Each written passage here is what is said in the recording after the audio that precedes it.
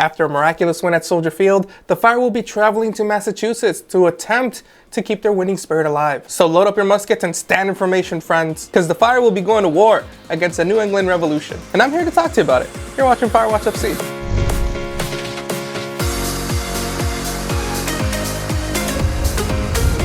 But before we get started, don't forget to like and subscribe on this video. As you can see, this is a brand new YouTube channel. So if you do, that would help me out a ton. Thank you so much. Now, let's take a closer look at the New England Revolution.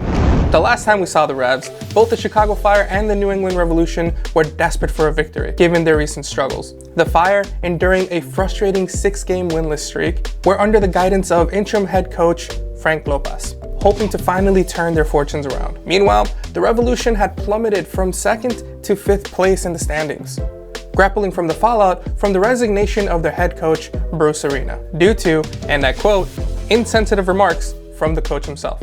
But despite their best efforts, the game ended in a 2-2 draw, leaving both sides unable to break free from their respective slumps. But that was then, and this is now. So, how do the Revs look now? Well, they currently sit at the bottom of the table with 0 points. If there's any team in the league that's currently suffering from a CONCACAF Champions Cup hangover, it's the New England Revolution. But don't underestimate them, because this will be the Revs' first league game without a midweek Champions Cup match. This means that for the first time this season, the Revs will have a full week to not only rest, but to also update their tactics.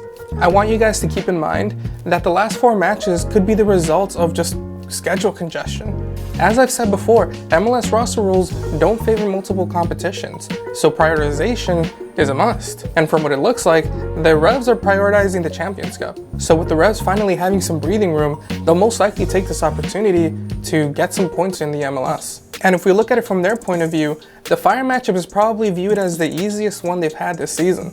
I mean, Atlanta and FC Cincinnati are both cup contenders. Herdman's Toronto FC and DC United are seen as playoff teams. The Chicago Fire, on the other hand, is one of the teams that's iffy if they even make it to the playoffs. And with recent performances this season, it's hard to argue, but I will nonetheless, because looking at our performances throughout the season so far, the team is getting better. The team is starting to know what works and what doesn't. So the real question is, did we learn enough to get our first win on the road? Well, let's take a closer look, shall we? The first thing to take note of is that the Fire will be missing Shaqiri and Brady, as they have been called up for their national teams. After that, one of the biggest problems is that the Fire leak goals. A lot.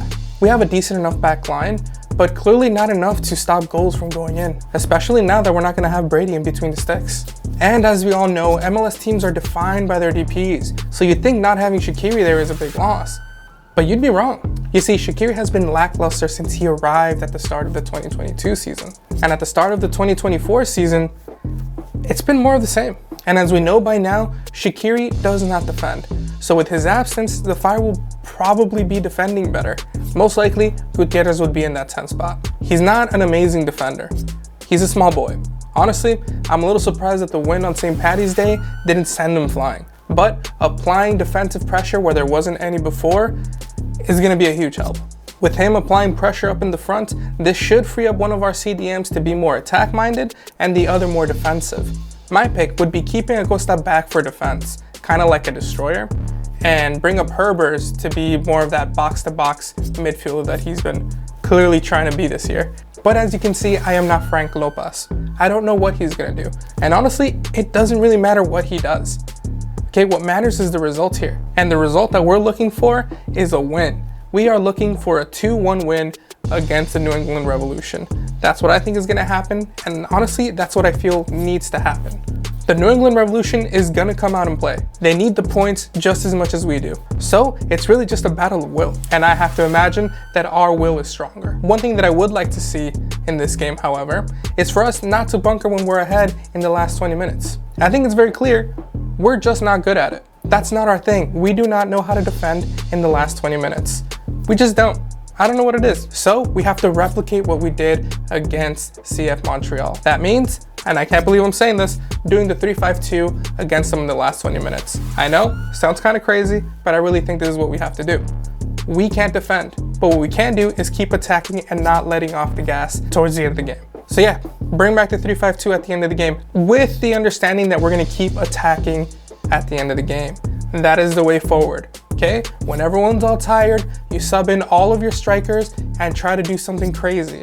Getting 3 goals in the last 20 minutes of a game is not replicable. Getting the team to get a red card is also not replicable. But I really do think that our track record shows that we cannot defend. So don't even try it, don't even bother.